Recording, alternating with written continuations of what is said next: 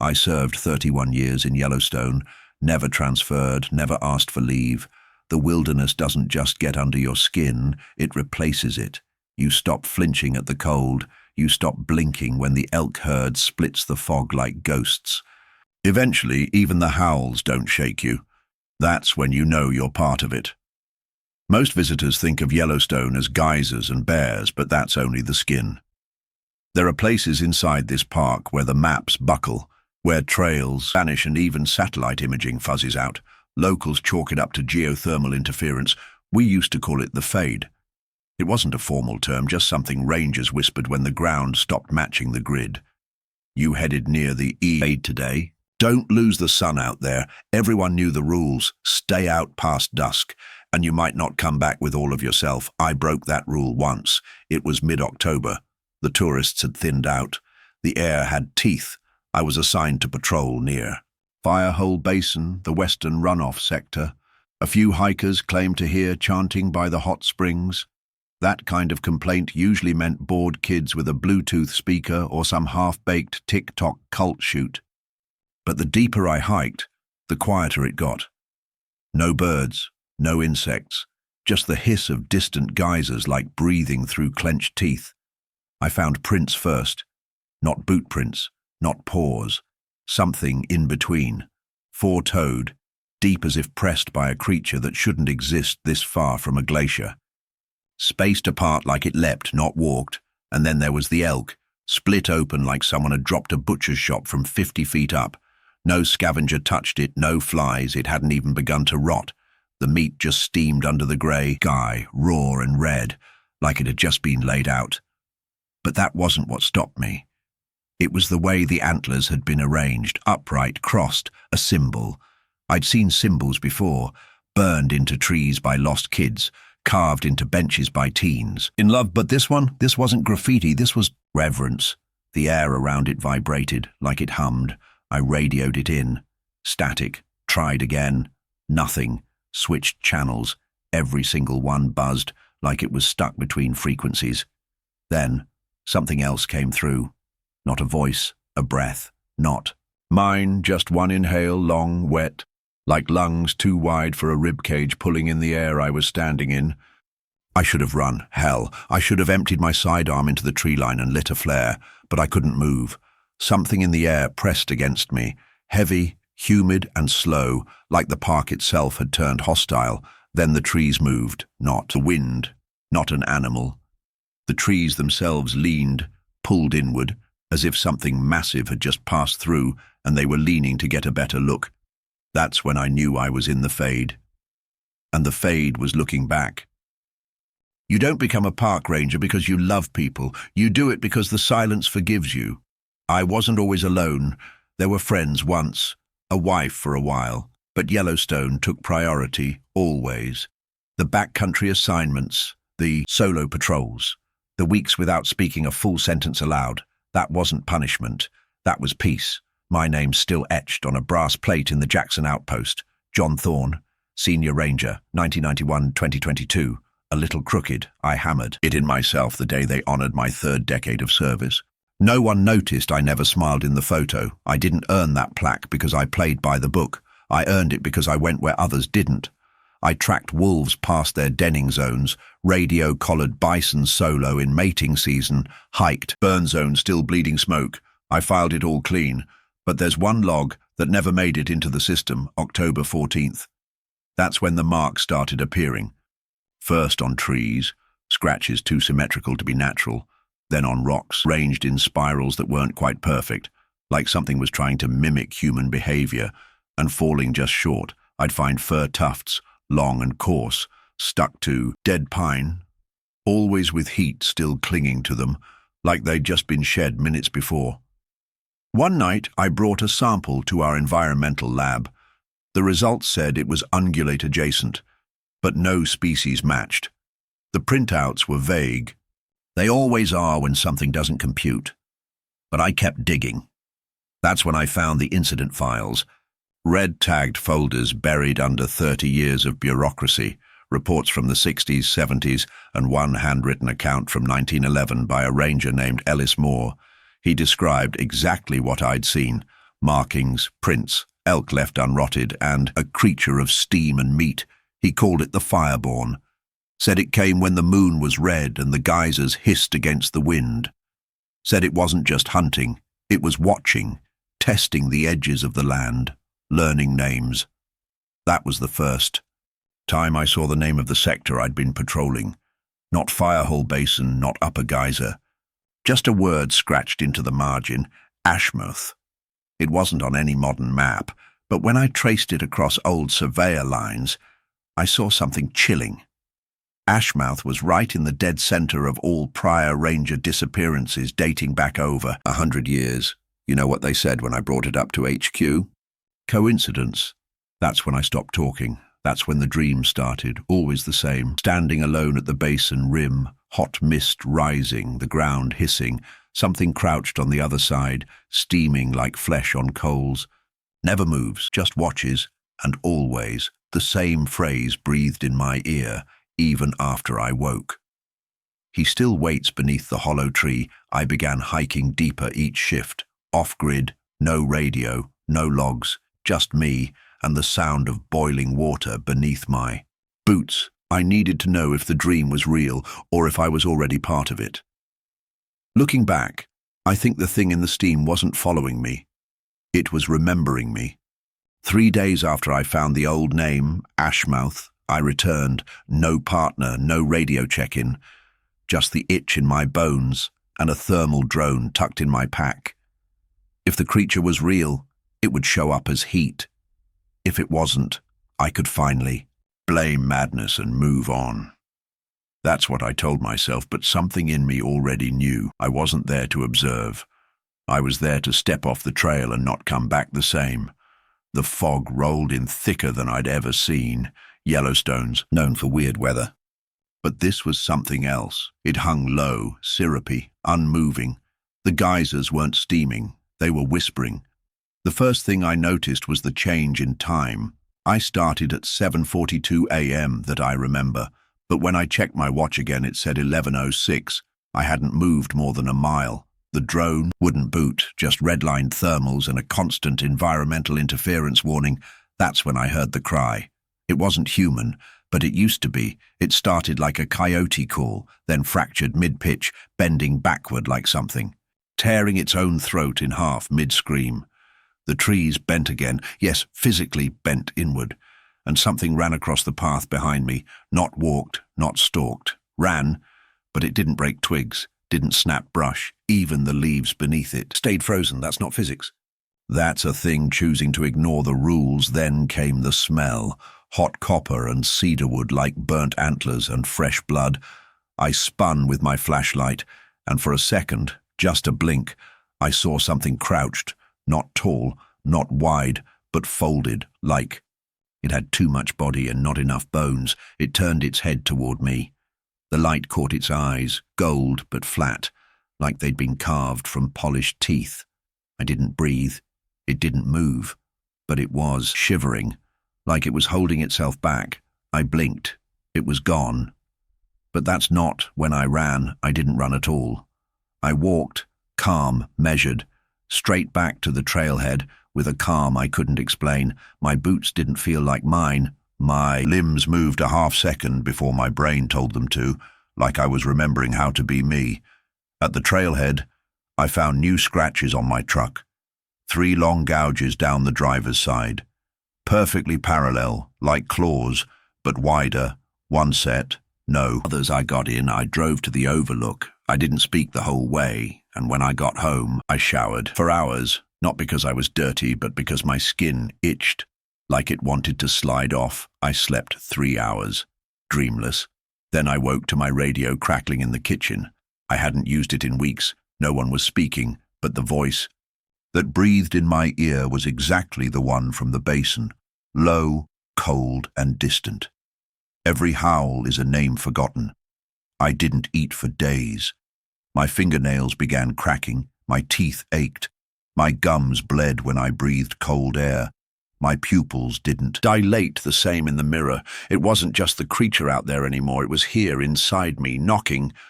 They pulled me off rotation, said I looked unwell, said my eyes weren't focusing right. I nodded, thanked them, and left with my exit packet. But I didn't go home.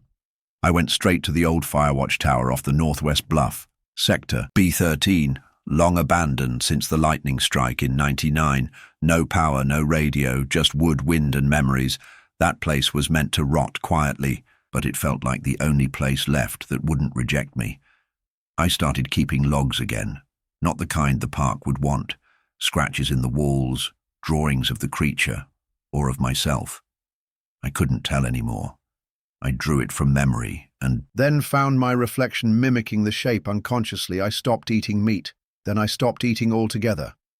I didn't feel hunger the way I used to, not in the stomach. I felt it behind my ribs, a throb, a pulsing, like a second heart. The first change came with the storm. No moon, no wind, just pressure. Lightning cracked the tree line, and I felt my jaw twitch, heard my teeth shift, not fall out, move, rearrange, like they were adapting, like something in me was preparing for a different kind of bite.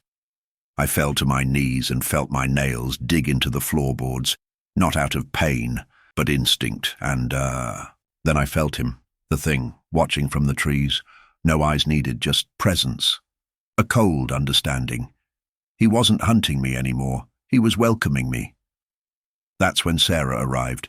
Sarah worked dispatch. She'd known me for 12 years, brought supplies when the roads were snowed in, knew my coffee order. She was the last person who thought I needed a break. She knocked on the tower door and I didn't answer. I couldn't. I was pressed against the wall, shirt soaked through, blood pooling in my gums like syrup. She called my name, said she'd tracked me through an old GPS ping, said she thought I'd died. She opened the door and I looked up at her, mouth red, nails dark, pupils blown wide like a goddamn animal, and the look on her face. Not pity, not worry, terror. She backed out, dropped the bag of supplies and ran down the stairs like I was a rabid dog. I didn't follow. I didn't need to because I could smell her fear, and it fed me. I don't remember the rest of that night, but when I woke, my hands were covered in pine needles and ash. I was naked, miles from the tower. Something had been clawed into the dirt around me. A spiral, identical to the one carved in the elk's skull weeks before. This wasn't a curse passed down through bloodlines. This wasn't lycanthropy or some Hollywood bite-in-the-neck fairy tale. This was recognition. The fade didn't infect me, it revealed me. And I wasn't alone. I never had been. The moon didn't rise red. It bled. I stood at the basin's edge, bare feet sunk in sulfur-cracked soil. The sky above pulsed with a color that didn't belong to the natural world. Not crimson, not rust. Arterial, like the heavens had ruptured. To watch me finish what had already begun, they call it a blood moon. But out here in the guts of the park, it's older than that. It's the bone fire, the time of remembering, when the earth offers up its forgotten children and lets them shed their skin. My chest ached, not like a heart attack, not like fear, like splitting. I doubled over, hands in the dirt, fingernails blackened, then cracked, bones pushed through tendon with sickening clicks. My jaw unlatched with a wet pop, not broken, reformed, cheekbones shattered outward like glass under heat. I didn't scream. I breathed, because this pain wasn't agony, it was release. Like cracking your back after years of tension and finally standing up straight in a body that fits. Hair slid across my skin like smoke becoming fur. My spine surged up and out, vertebrae stacking like ancient architecture, being rebuilt in reverse. Legs bent wrong, then right again, beast angles, predator curves. My vision didn't blur, it sharpened. Every leaf, every ash fleck, every distant quiver of the steam vents, and across the geyser field, rising from the mist. I saw them, others, not men, not animals, shapes like mine, standing half-formed, waiting, watching, remembering. One stepped forward, towering, pale fur like snow stained with soot, horns curled back, not bone but petrified wood, antlers that pulsed with red glyph light. The air shuddered as it approached, no footsteps, just arrival. It stood before me, nostrils flaring, and spoke without sound. Your name is the last to return, and I remembered I was never a ranger, not first, not really, I was one of them. One of the ash-born, shadows pressed into pine and hidden beneath the crust of this ancient caldera. The steam vents aren't just pressure, they're veins, the old kind. The blood of beasts beneath the soil. The creature before me bowed, and I howled. The sound split the sky, birds fell, rocks cracked, the other shapes joined, their throats rising in a symphony of remembrance. It was a mourning song, for what we were, for what I had denied. The fade wasn't the curse, the fade was the truth, but I wasn't done. Sarah had returned. I could smell her on the wind, fearful, stubborn, still trying to rescue me, still thinking I was someone worth saving. I turned toward the ridge where she stood, frozen in horror, mouth open, radio slack in her hand. She didn't run, she didn't scream. She knew somewhere deep down she always had, and I left her alive. That was my choice. Not mercy, just strategy, because now someone has to tell the story. I came down from the ridge naked, half limping, body burned in places that never saw sun. My tongue felt too wide for my mouth. My spine creaked like a house settling. Blood crusted the corners of my mouth. Elk, maybe, maybe not. I didn't ask. Sarah was gone, left the truck, left the tower. Just a set of boot prints in the frost and a radio blinking on the hood. Signal still crackling faintly. Ranger 1 to dispatch. John, do you copy? Ranger 1, respond. I couldn't. The words wouldn't shape. Not with this throat, not anymore. When I made it back to the station days later, washed, dressed, eyes dimmed, I found my name scrubbed from the logs, as if I'd never been. Signed to Firehole, my gear was gone, locker cleaned out, badge reassigned, the plaque at Jackson Outpost removed. You think I was angry? No, I was grateful, because whatever stood in those woods with me that night, it never wanted headlines. It wanted silence, secrecy, myth, and someone to carry the shape of it without speaking its name aloud. I've walked among people since then. Grocery stores, bus stations, museums, quiet places full of fragile things. And I don't move like a man anymore. I move like I'm always waiting for the trees to bend again, like I can hear the song in my ribs. The one that only the fire-born hum, low and old and endless. Sometimes I smell her, Sarah, city lights on her skin now, a little grey at the temples. She lives, she remembers, but she won't speak. I know it, I can smell her loyalty or maybe fear. Either way, she's one of us now, a keeper of silence. As for the fade, it's still there. You can't pave over it. You can't log it or mine it or photograph it. It doesn't want documentation, it wants remembrance.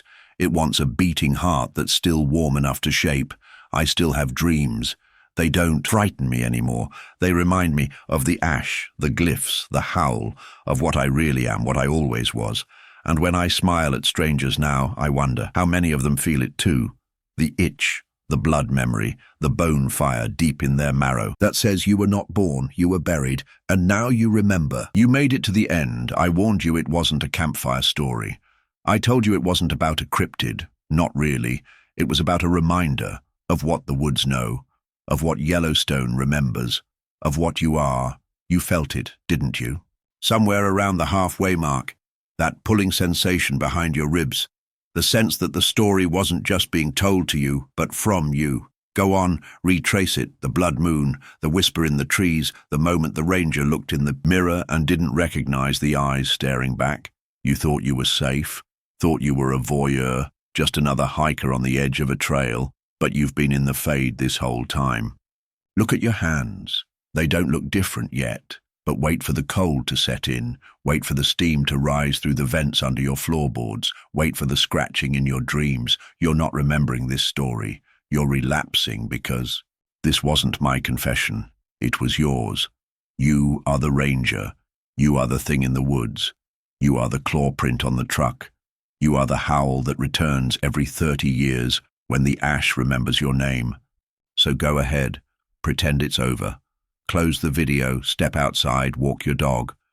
But the next time the air turns thick and the moon turns wrong, you'll feel it in your gums. like something ancient pushing out the lie of your smile. And when you do, don't run, don't speak, just listen, because you may hear claws, but listen closer. They remember your blood. If your story ends in fur and moonlight, send it to us. Before you change again, and for those who hunger for more, step deeper into the shadows with our Ultimate Werewolf Horror playlist, linked in the description below. In the world of horror, the scariest things happen when you least expect them, and trust me, you don't want to be left in the dark. Welcome to the darkness.